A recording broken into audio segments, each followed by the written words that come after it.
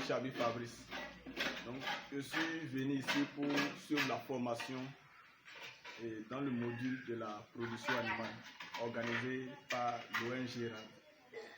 Et j'ai eu à faire une formation dans le passé dans un lycée agricole.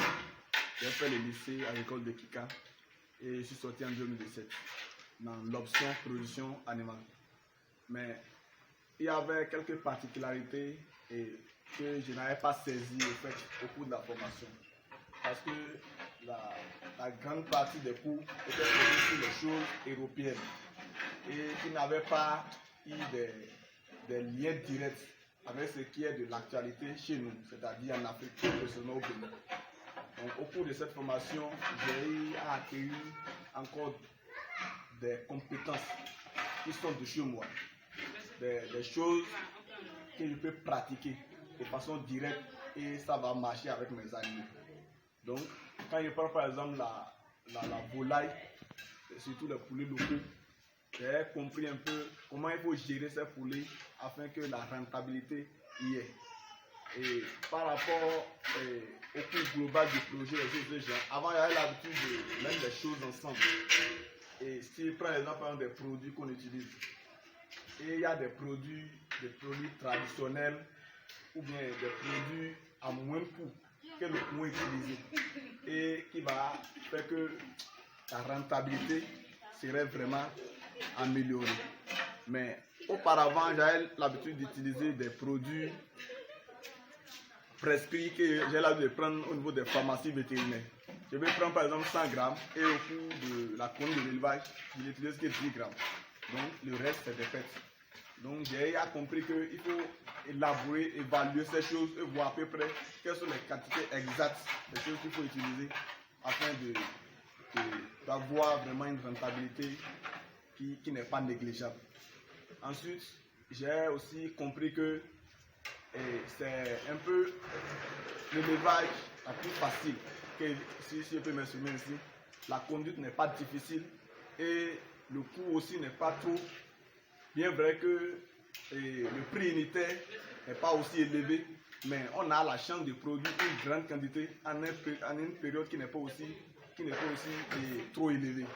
Par exemple, quand on prend la conduite, à chaque fin de mois ou bien à chaque un mois et demi, on peut récolter les poussins lorsque la conduite est vraiment améliorée.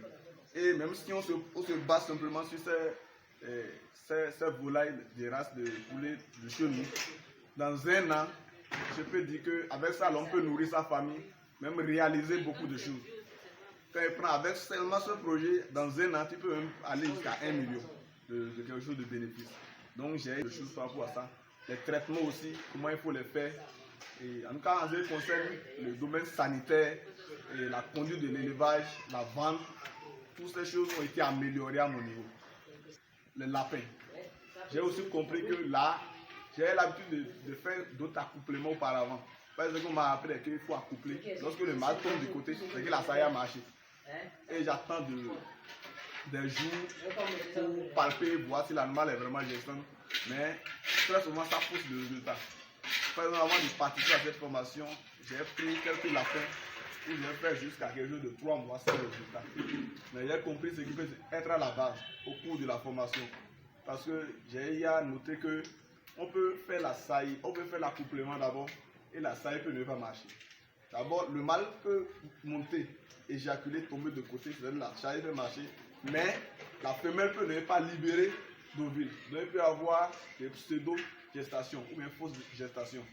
Donc, rapidement, il faut contrôler le 15e jour afin de voir si la mère est gestée ou pas et ramener l'animal pour l'accoupler.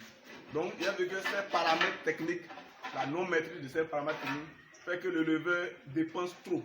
Parce que par exemple, quand il prend les 3 mois qui est déjà passé sans résultat, c'est de la provence, j'utilise de l'eau, je prends mon temps, toutes ces choses sont comptabilisées. Donc, c'est des pertes. Mais avec la maîtrise de cette technique, l'homme arrive, le leveur arrive à s'en rendre compte très vite et il essaie de régler ces problèmes, d'apporter une solution afin de ne pas avoir des pertes. Et aussi, j'ai compris que c'est des oiseaux, c'est des animaux au fait qui n'aiment pas la saleté. J'ai compris ça. Parce qu'avant, je peux revenir voir, par exemple, les fientes dans l'abreuvoir. Moi, ça ne me dit rien. Je passe. Mais j'ai compris, au cours de la formation, c'est un peu éclairé. Il suffit que les excréments là se trouvent dans la mangeoire. L'animal ne veut plus boire. Parce que c'est des animaux qui aiment vraiment la propriété. Mais aussi mettre les pattes dedans, c'est fini. Et la manière aussi de prendre les animaux. Il y a ces choses il y a des améliorations aussi à ce niveau. On m'appelle Jacob Salomé. On m'appelle Jacob Salomé. J'ai eu à suivre une formation en sciences agronomiques au lycée technique agricole de Boucha, option production animale.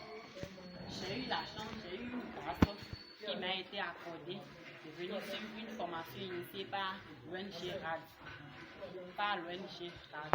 Mais non, durant ces 3 jours de formation, ils ont eu à participer sur 3 modules. Il y a la production animale, la production végétale et puis la transformation agroalimentaire. Mais moi, j'ai eu à participer sur la production végétale. Bon, sur la production végétale, il y a eu beaucoup de choses que nous avions dit. En résumé, je peux énumérer quelques cultures que nous pouvions faire en quelques bouts de temps et qui seraient rentables pour nous. Par exemple, nous prenons la grande morelle par exemple. Bon, en résumé, je peux citer quelques cultures qui sont rentables au niveau de la production végétale en quelques bouts de temps. Nous allons parler de la grande morelle. La grande morelle, au plus 3 mois, on peut déjà vendre et trouver des bénéfices. Quand nous prenons la marante, c'est 45 jours au plus et puis c'est déjà bon. Nous avons parlé aussi du basilic qui est plus recherché au niveau de la population, mais nous avons constaté que bon nombre de personnes ne le font pas. Donc, ce qui fait qu'il n'y a pas ça sur le marché. La demande est trop, mais l'offre n'y est pas.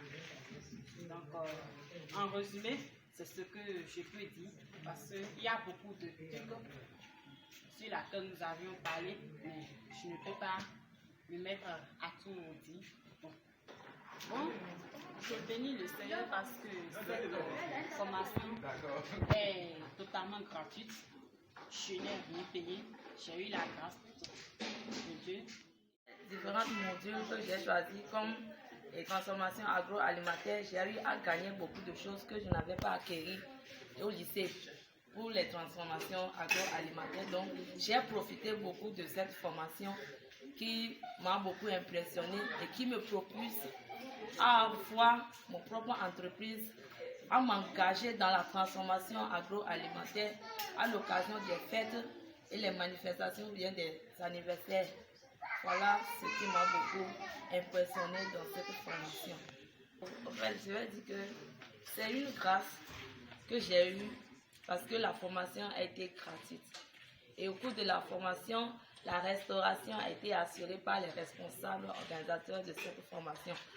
Donc ça m'a beaucoup impressionné et je pense que l'ONG a bien pensé à cela parce que quand on organise des formations de gens, c'est souvent payé et à coût très cher. Donc l'ONG a pensé à cela pour aider nous qui sommes les jeunes en organisant cette formation qui est gratuite. Bon, mon souhait par rapport à l'ONG en faveur des jeunes en chômage, c'est que si l'ONG pouvait encore organiser des formations pareilles en faveur des jeunes qui sont en chômage et même créer un emplacement de transformation pour engager ces jeunes comme les ouvriers, les aider. Ils sont là engagés en travaillant en faveur de l'ONG où l'ONG les paye. Là, je pense que ça va beaucoup les aider à sortir du chômage. Ou soit l'ONG les forme et les accompagne avec quelque chose en les suivant de près concernant ce qu'ils sont en train de faire. Voilà ce que je peux dire à l'endroit de l'ONG.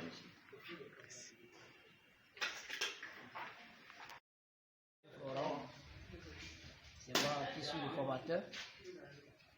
on a participé à une séance de 3 jours en formation. On a fait 3 modules. On a fait 3 modules quoi. On a appris l'élevage, la production animale, qui est constituée de l'élevage des produits locaux. Et nous avons parlé aussi sur les races importées. On a parlé aussi sur l'élevage des lapins, la cuniculture. On a parlé aussi sur l'élevage des porcs, des moutons, des bœufs et les poissons aussi également, la pisciculture. Alors, après ça, on a parlé aussi sur la production végétale et l'agroalimentaire. Donc, voici les 3 modules sur quoi on a formé nos appelants. Et j'espère que ça s'est bien passé. Non, ça là, je ne peux pas dire le contraire de ce que j'ai remarqué. Et c'est qu'ils ont été dociles d'abord, ils sont disciplinés. On a constaté qu'ils sont un peu disciplinés. Donc, on a constaté aussi qu'ils sont venus, ce qui les a amenés, ils ont pris soin de ça correctement. Donc, ils ont bien suivi. Ça a été bien organisé et animé. Ils posaient des questions pour comprendre et voir mieux. Ils avaient déjà fait des expériences. Donc, ils avaient déjà eu des expériences d'un jouer dans certains endroits. Donc, on a senti que c'était une occasion pour eux. Et c'était tous en profiter. Donc, ils se sont donnés librement. On n'a pas senti de différence à leur niveau. Donc, ça nous a tellement réjoui, ça nous a encouragé à aller jusqu'au bout avec eux. Donc, ça nous a permis à nous-mêmes de nous libérer totalement, 100% et sans réserve. Donc, voici comment ça s'est passé.